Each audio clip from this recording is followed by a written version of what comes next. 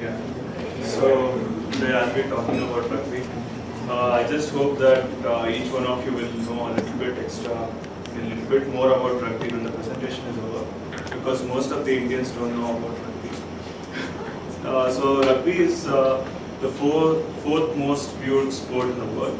So it originated in the rugby school located in the rugby town of England, and in 18th and the 17th century, various forms of football was played here, and one of the form allowed the students to actually carry the ball in their hands, but they were not supposed to run towards the opposition goalpost. But William Webber is one of the students in 1823. Actually, when he got the ball, he started running towards the opposition post, and that's how he's credited as the inventor of the game of rugby. But this only surfaced after 4 years after his death.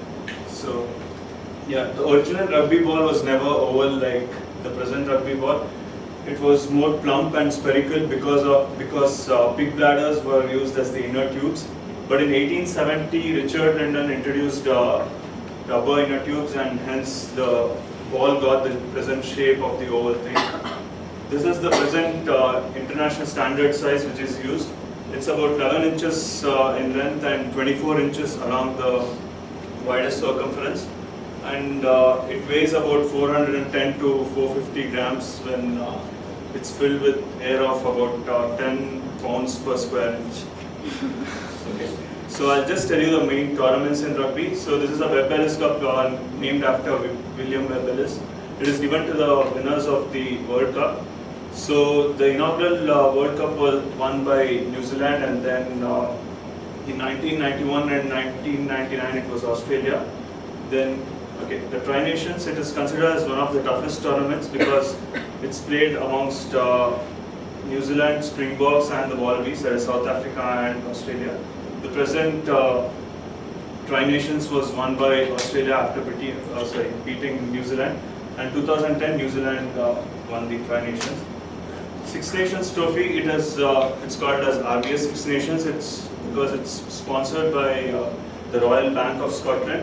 It is played amongst England, Wales, Scotland, Ireland, Italy and France. The 2011 champions were England, and 2010 it was won by France.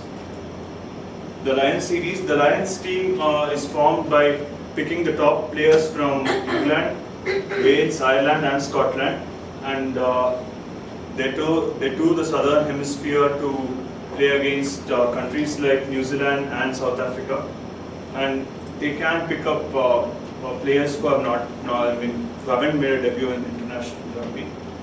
Super 14s, initially called as Super 12s, the first official match was in 1996.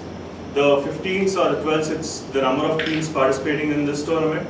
In 2006, 2 teams were added and it became Super 14s. And then 2011, it became Super 15s. There is various forms of rugby, like rugby union with 15 players, rugby league 13 players, rugby 7 players, and there's touch rugby, tag rugby, wheelchair rugby, and even underwater rugby. Touch rugby is similar to rugby union, except there are touches considered as a tackle. So this is the formation of a rugby union team. This is a scrum formation. I'll explain what is a scrum later. 1 to 8 are the forwards, who are usually the huge guys and they go into crash. And 9 to 15 are the backs, who are like the agile guys who are quick on the field. So this is a ruck. A ruck is formed when a person is tackled and he goes down to place the ball. And at least one from each team contests for the ball with the ball in the center. This is done only in the rugby union, and rugby league doesn't have a ruck. The other team can push the contesting team over, and then they can get the ball. This is a scrum. This is usually a fair way to start the ball in rugby union when there's a penalty, knock on, or pass the ball in the front, because in rugby you can't pass the ball in the front. And rugby league, scrum is done when the ball goes out of play, similar to a throw-in in soccer. It's done in rugby league. So the scrum half puts the ball in the tunnel, and then they have to contest to get the ball out. So a line out, this is done in rugby union and rugby sevens. It's only done by the forwards.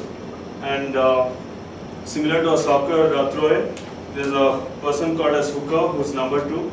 So he throws the ball in, and the jumper jumps and then they get the ball. So I'll talk about my favorite team, the New Zealand All Blacks. They are the highest point scorers of all times, and in the last century only five teams have defeated New Zealand, and they also won the inaugural World Cup. But after that they haven't won. Hope they win this time. The World Cup is starting this Friday. This is the haka, the Maori war dance of New Zealand. It's a war preparation that they think that they are going into war when they are playing a rugby match. And there are about 1,000 tribal dances in New Zealand, and this tribal dance is called as Kamate. And I'll talk about my favorite players. Jonah Lomu, he started with the 7s and then came into the 15th team. He's called as a human juggernaut. He weighed about 120 kgs, but he could run 100 meters in less than 10.5 seconds. He has a record for the most number of tries by a single person in a World Cup, that is 15 in 1995. He is Daniel Carter, also called as Dan Carter. He is the fly half of the New Zealand All Blacks team. He is the highest point scorer with 1,229 points, and he plays for Canterbury for the Super 14s.